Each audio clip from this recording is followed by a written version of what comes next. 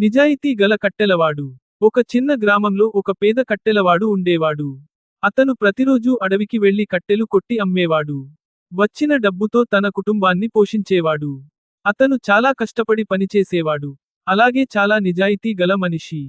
ఒక రోజు అతను నది పక్కన ఉన్న చెట్టును కొడుతుండగా, అనుకోకుండా అతని గొడ్డలి చేతిలో నుంచి జారి నదిలో పడిపోయింది. గొడ్డలి పోవడంతో కట్టెలవాడు చాలా బాధపడ్డాడు. ఇప్పుడు నేను ఎలా పని చేయాలి? అని అనుకున్నాడు. అప్పుడు నది దేవత అతని ముందు కనిపించి బంగారు గొడ్డలిని చూపించి, ఇది నీ గొడ్డలినా? అని అడిగింది. కట్టెలవాడు, లేదు, ఇది నా గొడ్డలి కాదు, అని నిజం చెప్పాడు. తర్వాత దేవత వెండి గొడ్డలిని చూపించినా, అది కూడా తనది కాదని చెప్పాడు. చివరకు దేవత అతని నిజమైన గొడ్డలిని చూపించింది. కట్టెలవాడు సంతోషంగా, అవును, ఇదే నా గొడ్డలి అన్నాడు. అతని నిజాయితీ చూసి దేవత సంతోషించి 3 గొడ్డళ్లను బహుమతిగా ఇచ్చింది.